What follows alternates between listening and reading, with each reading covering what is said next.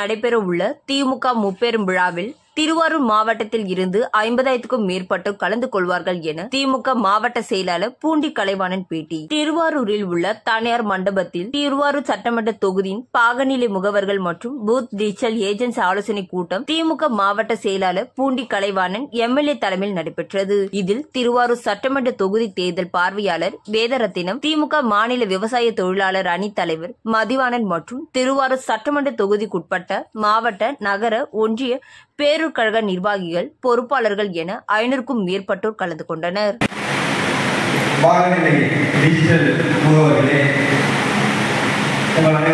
நன்றி கலந்த வணக்கத்தை தெரிவித்து 10 மணிக்கு சொல்லியிருந்தோம். மோடி உண்மையா நியாயமான நம்ம இந்திய பிரதமர் ஆனால் எல்லா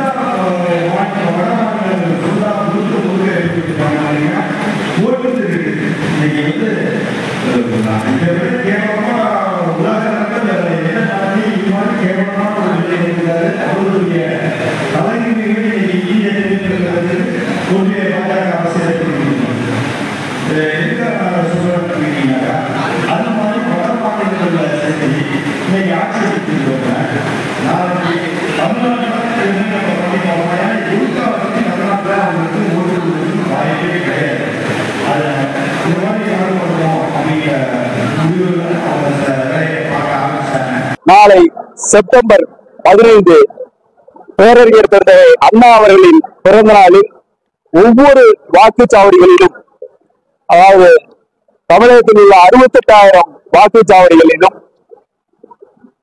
பேரறிஞர் தந்தை அண்ணா பிறந்த நாளில் ஒரு சூளுரையை ஏற்க வேண்டும் என்ற ஒரு அறிவிப்பையும் கழக தலைவர் அவர்கள் வெளியிட்டுள்ளார்கள்.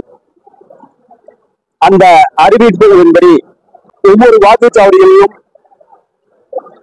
திராவிட முன்னேற்ற கழக உறுப்பினர்கள் மாத்திரமல்லாமல் ஓரணியில் தமிழ்நாடு இயக்கத்தில் இணைந்துள்ள அத்தனை குடும்பங்களையும் அழைத்து அவர்களை வைத்து உறுதிமொழி ஏற்கும் ஒரு நல்ல அறிவிப்பை தமிழக முதல்வர் அவர்கள் வெளியிட்டுள்ளார்கள்.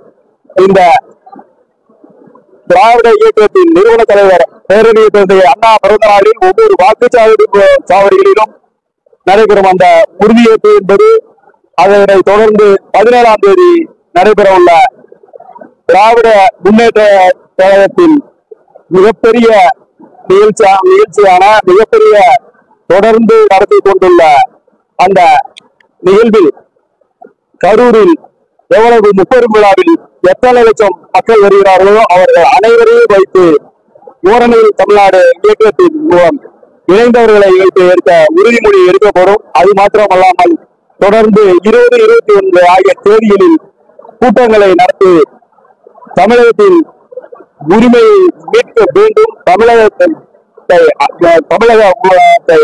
நாங்கள் இதுபோல் புறக்கணிக்க விடமாட்டோம் என்பதை உறுதி செய்யும் விதமாக அந்த நிகழ்வு நடைபெறும் என்பதை பெருமையோடு பதிவு செய்தார்.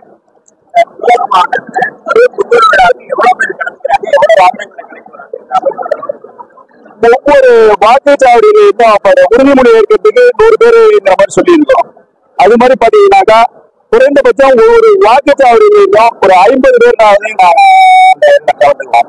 குறைந்தபட்சம் நான் சொல்றது 50 பேராவது அந்த ஒரு வாக்குச்சாவடிக்கு 1024 வாக்குச்சாவடிகள் இருக்கு.